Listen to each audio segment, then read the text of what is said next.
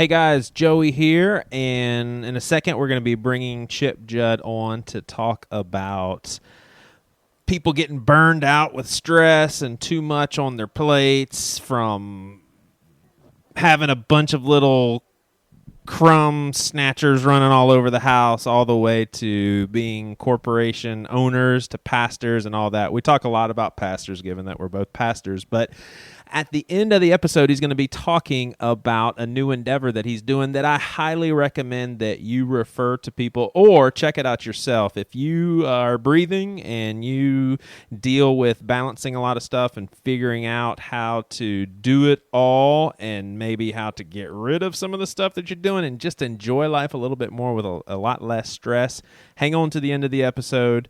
The website that we're going to be referring to, I'll go ahead and give it to you up top as well. It's juddboundaries.com. That's Judd boundaries.com. All right, so we've talked a few times about the pastoral profession on this podcast, and by the way, this is the Pastor with No Answers, and we've talked about pastoral pay. In fact, someone that Chip and I could, I'll definitely call him one of my bosses. Chip, may just say, nah, Jack's my friend, and, that's okay. But he could probably push for Chip to get fired. I don't know. Jack's been on here and talked about, pay as well as a situation where a guy got fired from his job and it seemed a little out of bounds. So we do talk about the pastoral profession because, A, I'm a pastor, and B, we don't think that pastors are beyond people talking about them and giving some constructive criticism and, heck, even reprimanding when needed. I feel like all of that stuff is 100% thumbs up as long as it's motivated by love and done in somewhat of a decent way, not slamming someone online.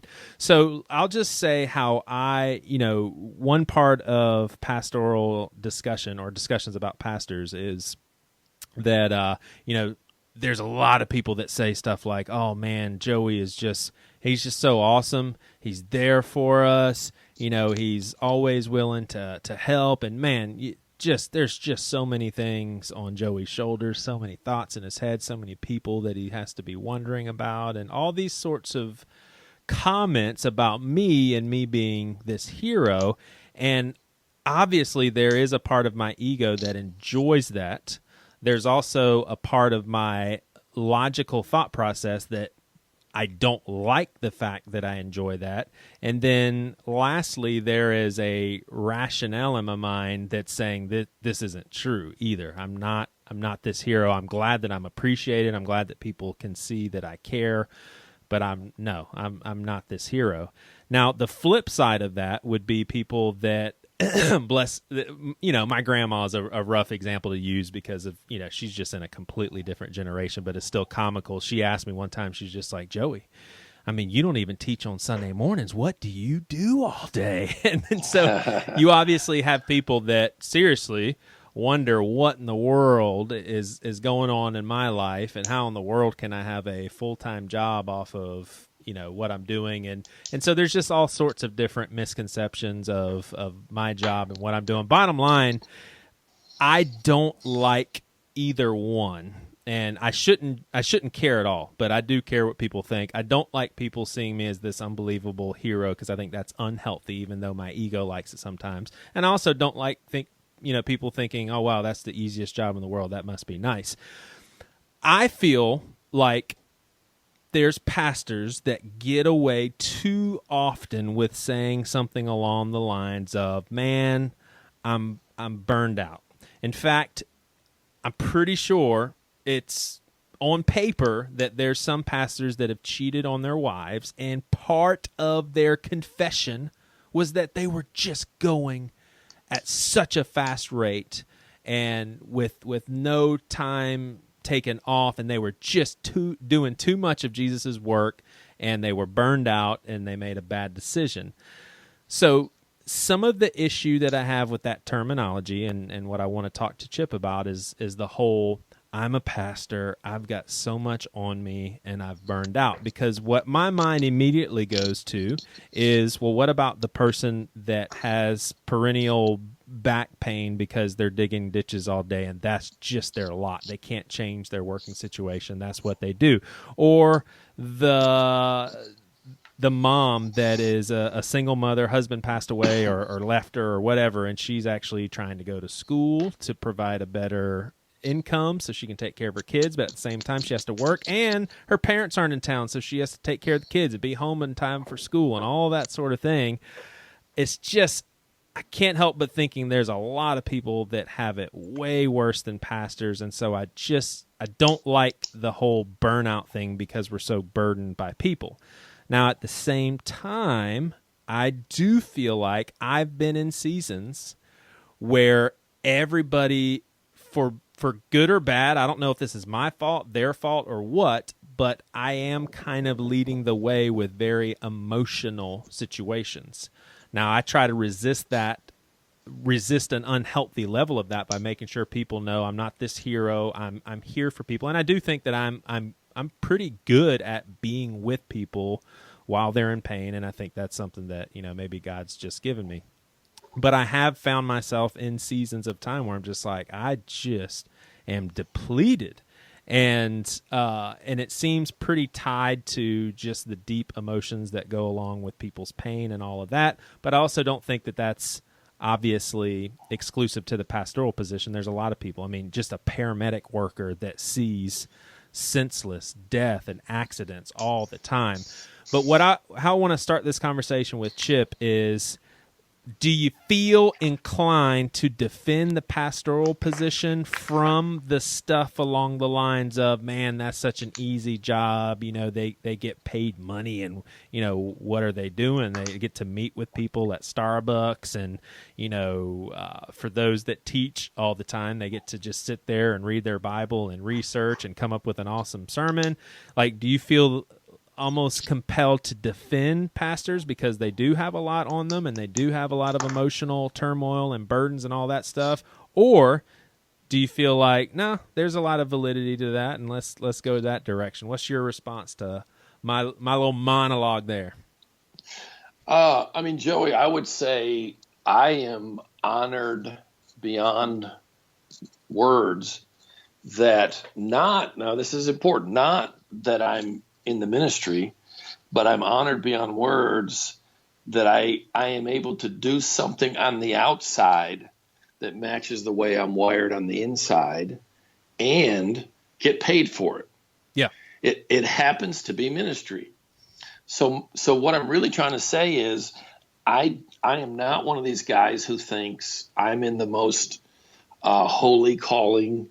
Bless your heart. I appreciate that you work here, work there, do this, do that. But, let's be real. I'm in the most holy calling. I just don't believe that.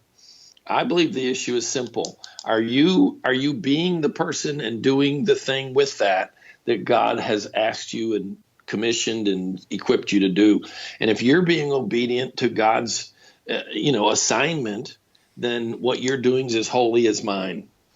And so to me, the issue of that's an important distinction for me to make. So then beyond that, let me ask you something about that real quick, if you don't mind. Mm-hmm. What about the person that has the same abilities and insight and giftings that Chip has, but they don't have that opportunity? So in other words, what would you say to an outsider that says, well, Chip, you have all those gifts, but so does Mr. Plummer over there, and he tries to use those gifts as much as he possibly can. Why are you getting paid to do this on a full-time gig? I mean, my response to that personally would be like, I know, man, it's pretty awesome. Like, yeah. Yeah. I agree, Joey, with what you said. My deal is, dude, I get it. And here's the thing. You have a responsibility to steward your heart and keep it free of jealousy and competition and whatever. I didn't put myself in the ministry. Yeah. God did. So if you're going to have an issue, take it up with God. But I would recommend you figure out a way to be at peace with whatever your assignment is. But aren't we all in the ministry though? That's yeah, exactly. So what do you mean by God put you in the ministry? Are you talking about a pastoral All profession? right, yeah. God put me in the position of ministry where I get paid for that ministry. And you would you would have no problem with also saying the very gifted and talented fireman that is seeking God put him in that position. He gets his check from the same place I do. It just comes through a different intermediary. Gotcha. God's my source. Seacoast is my resource. That's where I get my paycheck from. God is his source. The fire department is his resource. And the resources can change, but the source never does. And, I taught high school when I got saved. I went back to school, got my teaching certificate, and I taught high school. And I'll be honest with you, dude, I went to work every day for Jesus, with Jesus, in Jesus. And honestly, I had a blast. I loved those kids. In hindsight, because I didn't know at the time that I was called to the vocational ministry, but I realized that I was pastoring those kids, and I had a blast. Yeah. And I wouldn't say it's happened lately, but there were times over those next 10, 15 years where I told the Lord, God, I'll go back to teach school tomorrow. Yeah. Because it just wasn't, to me, it wasn't like either work a secular job or work for God. It just wasn't the way I looked at it. Yeah. I looked at it like I'm going to live for and work with and for God, no matter what I'm doing. Yeah. Gotcha. All right. So as far as pastors,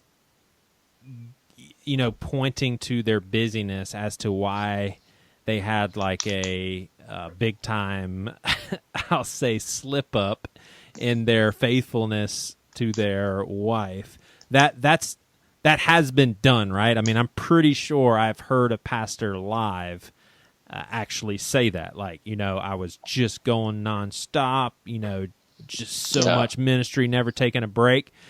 Isn't that something to at least consider, as long as you're not pointing to that and saying, I'm blaming this on that? So, for example, I would put in the same category of, a wife cheats on her husband, and you're counseling with them, and the wife is gorgeous. You're looking at wedding pictures, and they're both very attractive people, but then you're looking at this husband, you're like, oh my gosh, dude, you're like 200 pounds overweight. You can hardly walk without getting out of breath. You can't say, well, it's your fault that she cheated on you, you're overweight. But you at least have to eventually include that into the conversation. I'm not sure. I get what you're saying. Let me go back to your question. Yeah. A guy says, well, the reason I went there is I was burned out. Right. My question would simply be, well, help me understand why you were burnt out. Yeah. And if his answer was, my call is so strong, the need is so great, I'd say, excuse me, but who do you work for? Well, I work for God. And I said, well, help me see where in the book that we say is our guidebook, help me see any validation for what you're saying. That the book I read says the poor you'll always have with you. So obviously he's not in a hurry to fix poverty. All you that are weary and heavy laden, come to me and I'll give you rest. Gosh, I love to mess with people's heads with these. Take my yoke on you. Take my yoke, Jesus. Take my yoke on you, and you'll find rest for your soul. Yeah. For my yoke is easy, and my burden is light. So I'm like, dude, okay, so let's leave the sin of adultery for a moment, and let's talk about the sin of workaholism. Let's talk about the sin of self-importance. Let's talk about the sin of violating Sabbath day principle, whatever you want to call it. In other words, here's often the problem, Joey. We don't know there's a problem till certain things show up, but the problem happened years before that. Yeah. And Here's some of the dumb things I think about and say. We are here. We are the church, and we're inviting people into a kingdom that we don't even live in ourselves. Yeah. We live more like the world around us than we do the Bible, and we're presenting the gospel of peace, and we don't have any. Yeah. And I just think we're not living what we believe very well. Yeah. Yeah, and I know for me too, I hate this about me, but there is definitely, on a typical Sunday morning, for instance, or when if people reach out and those sorts of things, I do want like it's almost like I have this dualistic hypocrisy because I don't think pastors should be positioned as like the dude that everybody needs, and yet I don't want to let people down. Like, I really don't want people to feel disappointed in me. And it's something that, I mean, when I took, Seacoast has pastors take a sabbatical for a month every 7 years, and mine was last year, and that was something I was really trying to work on. Is that something that you see pretty common in the pastoral profession, dudes that don't want to let their people down, and they just want to be everything for everyone? Yes, but I would probably sneak up on it a little differently. I mean, the more I've been at this, Joey, the more I think through this kind of a filter. You said it a minute ago. I want people to think well of me. I want people to be proud of me. I want people to think I'm good at what I do. Yeah, and all that's wonderful. But here's the tricky thing. Whoever I look to meet my needs is going to determine the expectations I have to live up to, the rules I have to live by, and just the whole system of reality that I have to kind of fit into. So if one of my driving motivations is I want the people around me to like me, then what I'm going to do is adjust myself to what they value and how they measure success and proficiency and whatever. And in other words, if you adjust to an unhealthy culture, you can't come out the other end healthy. So, see, I believe the challenge for a leader / pastor is my job is to figure out how the Bible really means for us to live. So what does that mean? I need approval, but guess what? I want to get it from God. Yeah. I need affirmation. I want to get it from God. I need love. I need respect. Here's a way I love to say it. I want to train myself to look to God first and most for everything I need. Yeah. Here's the problem. If I don't do that, I set up a system of idolatry. My definition of an idol is anyone or anything I use to meet a need only God can meet. Anyone or anything. Anyone could be parents, it can be spouse, it can be kids, it can be friends, parishioners, peers. Anything could be my attendance last Sunday. Yeah. The amount of money we bring in, the size building we have. So here's the deal. Whatever altar or idol I'm living onto, that's what's going to decide how I feel today. And I just think we can live a lot freer or more free, however you say that, by letting God fill the majority of our tank. Yeah. 60, 70, 80%. And yeah, we need people to pat us on the back, and we need a spouse or friends who unconditionally love us, but they can't fill the tank.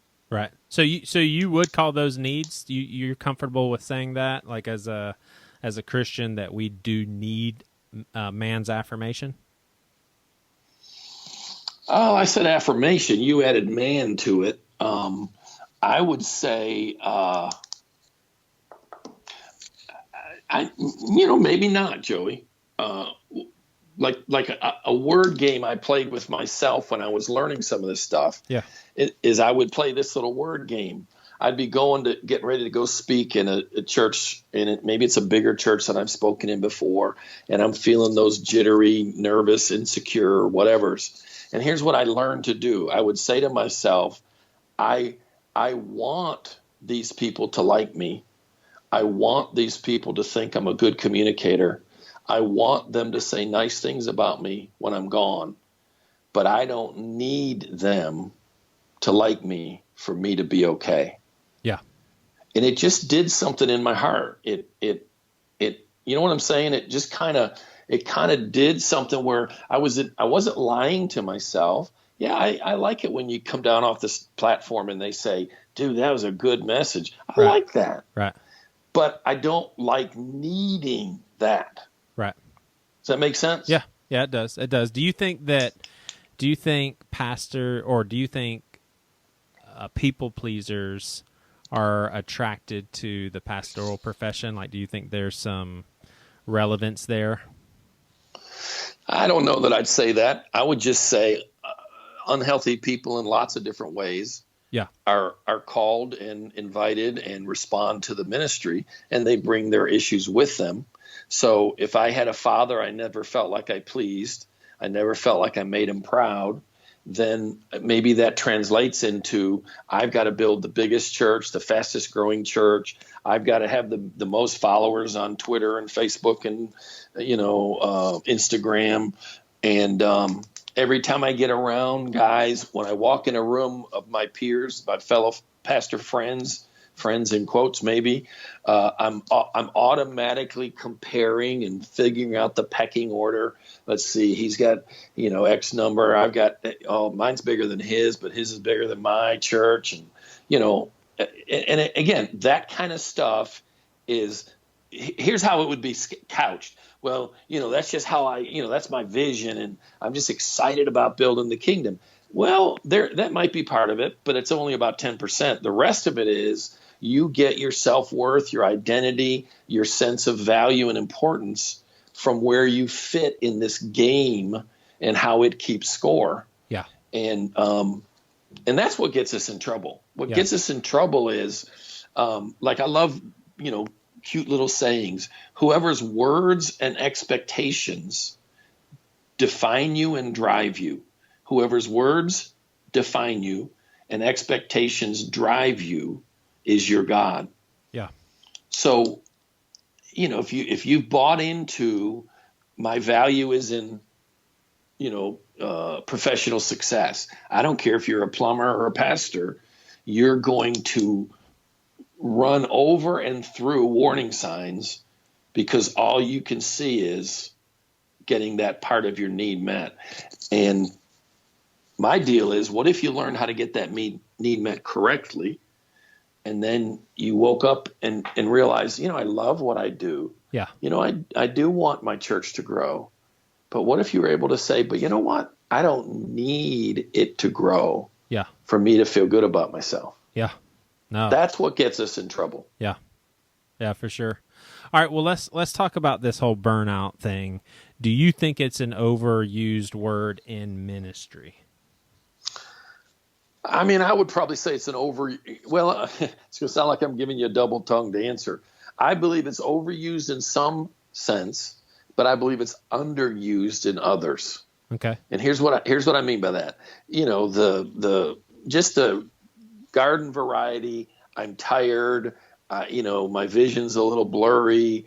God, I need you to remind me why I do this. Yeah. That's not a burnout. Yeah.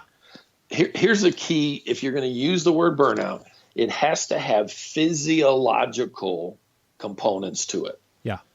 Not just, hey, I'm a little off my game or whatever. In other words, gosh, Joey, as much as I hate to admit it, I would say I had a brownout, if not a burnout. Yeah. I guess now it's going back 3-ish years. It was about 2 years into my being here at Seacoast. Yeah. And I'm going to say it certain ways to make a point. The bottom line is it wasn't anybody's fault but mine. I ignored warning signals. And here's the thing. True burnout is a physiological response of the body when you've ignored its other warning system, its other warning signals. So for me, God help me. God tried to warn me. Probably my wife tried to warn me. And I just didn't really pay attention until my body started saying enough is enough. Yeah. And it did it in very unkind ways. I'm a really happy, peaceful, laid back kind of a guy. And here I was for about the last, 10 to 15 years, having a blast being used in the area of my gifting. In sports, they call it being in the zone, Yeah. I mean, I was having so much fun. Yeah. But I learned some stuff. Your brain, the physical organ of mush inside your head, your brain makes no distinction between good stress and bad stress. Yeah. It's the same chemicals. And they're not intrinsically bad chemicals. But Right. Here's the problem. When they become negative or destructive instead of constructive is when you are in an unabated, uninterrupted, long season of aroused engagement. Yeah. So in other words, you know how you get up for something. Yeah. And you kind of get up for doing it, and then when it's done, you kind of chill and come back down. Well, what happens to leaders is you get up and you never really come down. I take Mondays off.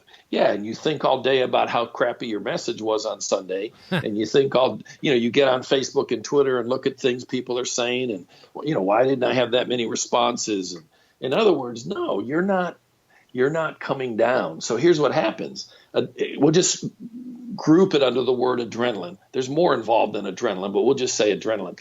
So you get up in this adrenalized state, and quite honestly, you feel like Superman. I can walk on water, run through walls, and it feels pretty good. But God designed us to where we have to come down off of that. And here's the deal. Depending on the person, depending on the intensity, depending on how long you were in that aroused, engaged state, it could take anywhere from hours to days to flush that adrenaline out of your system. Yeah. So if you come down and then go right back up, come down, go right back up, here's where it starts to get interesting in a negative way. You become addicted to it. Yeah. In other words, if you don't feel this adrenalized Superman, you're just like, what's wrong with me? Why am I not inspired? Why am I not, where's my energy? And in reality, all it is your body saying, we need to flush this junk out. So it's like, so the addiction is the excitement of like Sunday morning services? Well, the addiction is the chemical state you get yourself into to carry out all the cool things you get to do or the scary things. In other words, remember, either kind of stress, good or bad. In my particular case, I love what I do. And a lot of it, quite honestly, is pretty intense. A lot of times I don't get called into a situation unless there's something wrong. Right. And I love what I do. But my problem was I wasn't turning it on and then turning it off. Well, it could probably be debatable whether or not I call you when there's something wrong with this podcast. You know what I'm saying? Like I was about to say, hey, I call you to be on podcast episodes, but maybe that would be something wrong and jacked up too. Let me finish the thought though, Joey. So Here's the thing. When you stay there without coming down, without developing what I would call rhythm and rituals,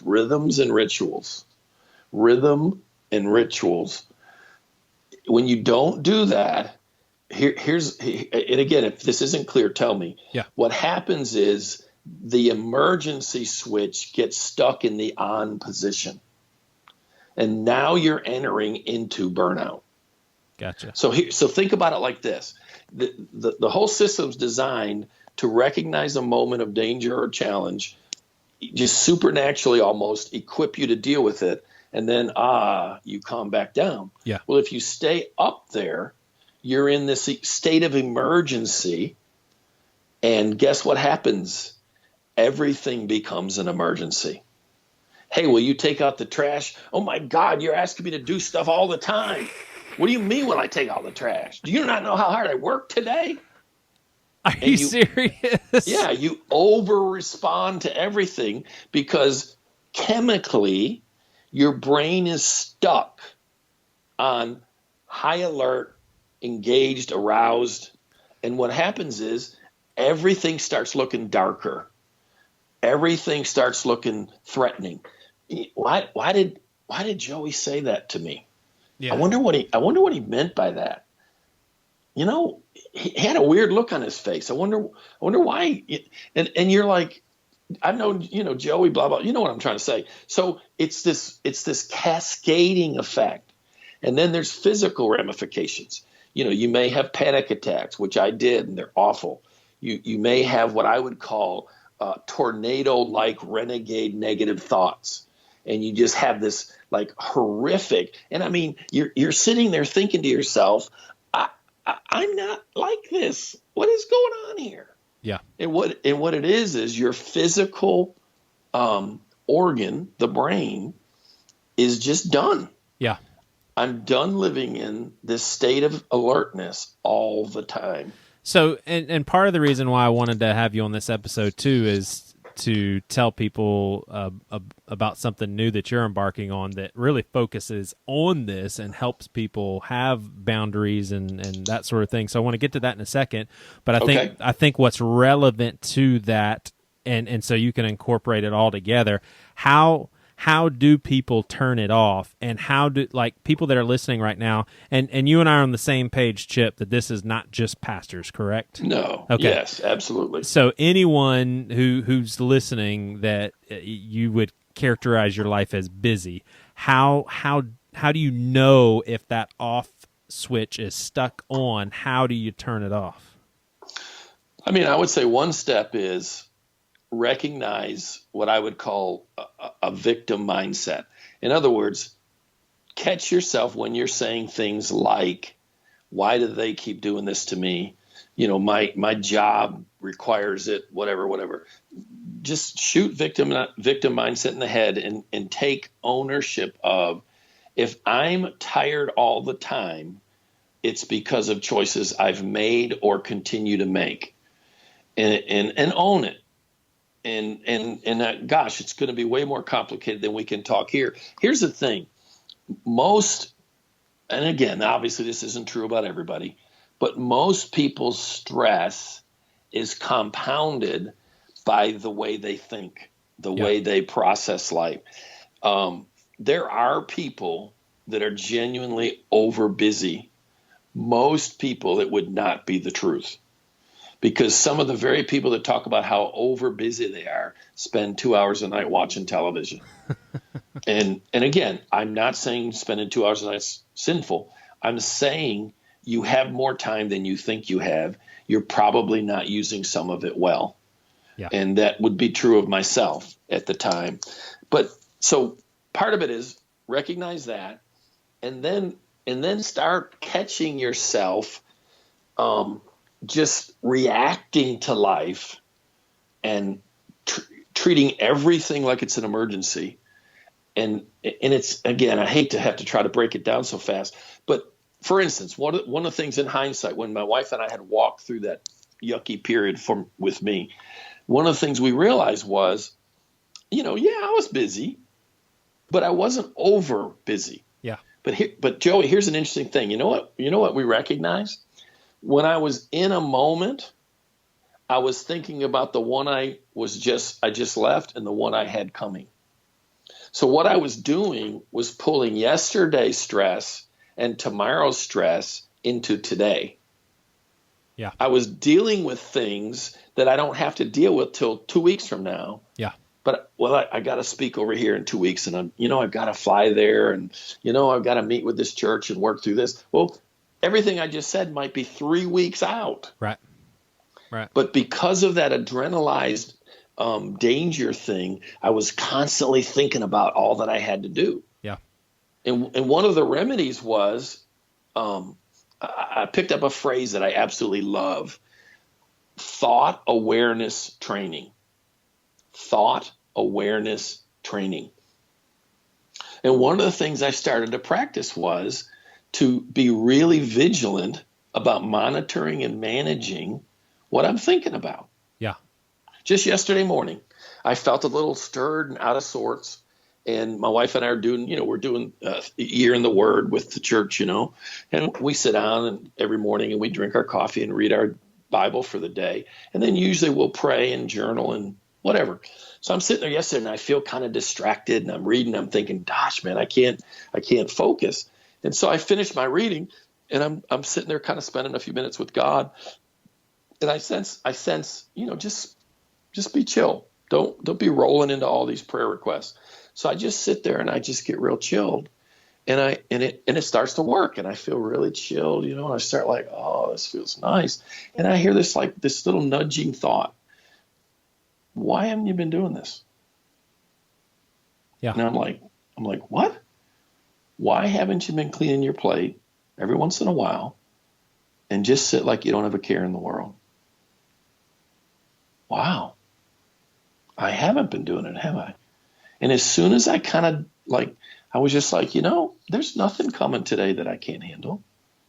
Yeah. There's, I looked at the next week or two, and I was like, what was I stressing over? Stress itself becomes a habit. Yeah.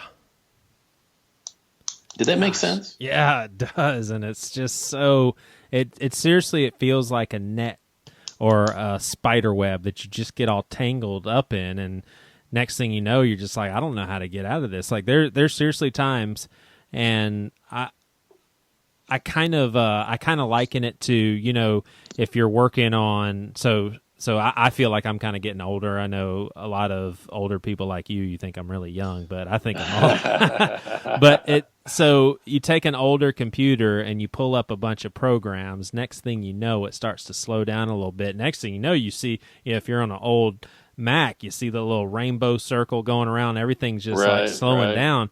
And I seriously feel like in the mornings, recently, I've been getting up and I feel so fresh, so clear-minded. I've been getting a little more sleep. I'm trippy with Priscilla. I'm goofy with the kids, just having fun in the morning.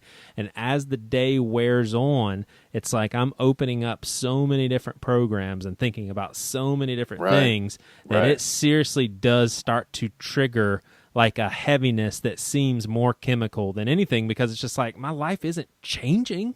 It's like I don't know how to stop that, because whatever is happening, I feel like it's more of a feeling than anything. So I know it probably starts with tracing back how it's happening in the first place, but it really does feel like a web that I find myself in, all the time. I mean, here's the thought for you, Joey. I would say often when I'm counseling with somebody, the issue is what they're thinking, what they're saying, whatever. And that's always an issue. Yeah. But here's the deal. We're in a season, because of technology and because of some of the things going on in our culture, where the issue isn't always just what I'm thinking, but how I'm thinking. Yeah. We flitter from subject to subject. We're losing the capacity to focus and just quietly, gently dwell. And it's not what we were designed for. Right. And so I'm excited. And maybe down the road when I tell you I'm ready, maybe we'll do a show and talk about it. But one of the buzzwords in the business community right now is the word mindfulness. Yeah. And I'm doing a lot of reading on that right now. And I'm thinking about how does it fit with things I've already learned and whatever. And I'm really excited about it. And mindfulness is all about being present. Yeah. It's all about being where you are. And here's an interesting way to think it. Be where you are in both geography and time. Gotcha. Oh, that's super helpful, man. I mean, and so I'm excited about getting into that down the road, because I'm really enjoying studying in it right now. Definitely. All right. Well, tell us. Was it Boundaries Boot Camp? What are you kicking off here? Yeah. You know, Joey, I've been doing ministry for 36 years. How about that?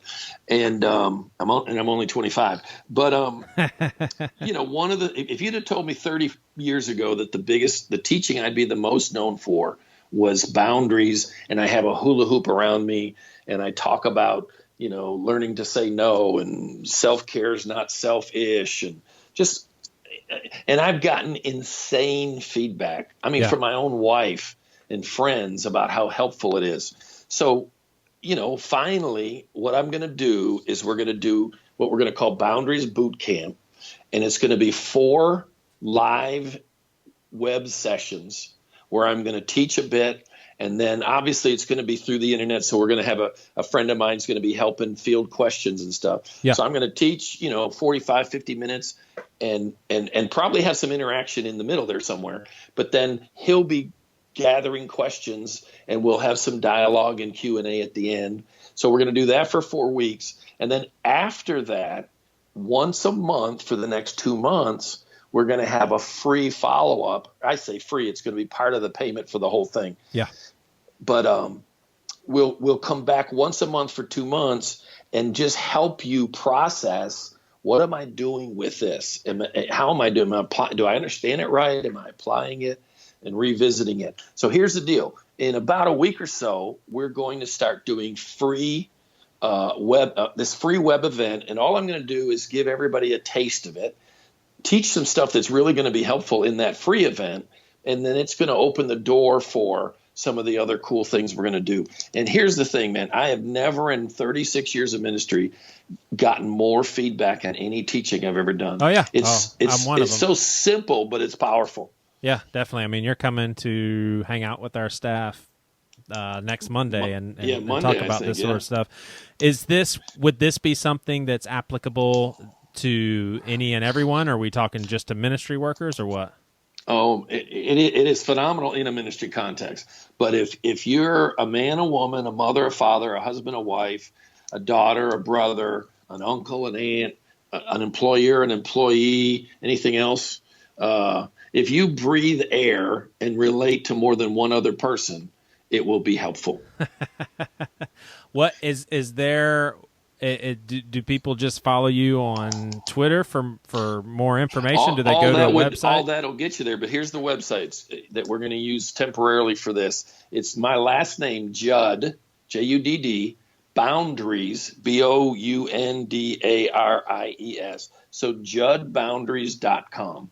Cool. And what you'll hit is just a landing page where you give us your email, and then we'll throw out the dates and options that are available to you to get the live event. Gotcha.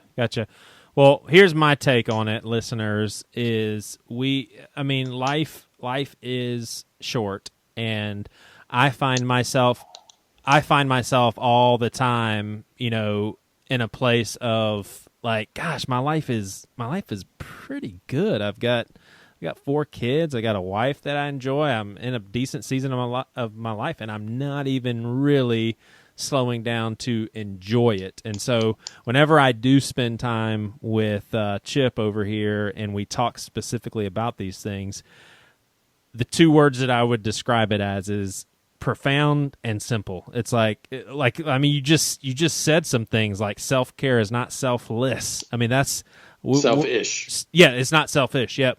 I mean, we're just in a culture where everything is about other people and putting other people first and causes and all of that, but we forget that if we're not taking care of ourselves, we're not able to help anybody anyway. So I highly recommend this for sure. I feel like listening to Chip in a context like this is pretty helpful for anyone. So it's JuddBoundaries.com. If you go there, you'll see a quick video from Chip and a way to sign up for an email list to get more information. Is that how it works?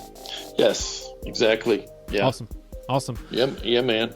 I mean, whatever. There's so many things I could say. I just love this stuff. It's helped me in my own personal life. Helped me immensely. Yep. Awesome. Thanks, Chip. It's been great, and we'll try to take it easy on pastors, man. All right.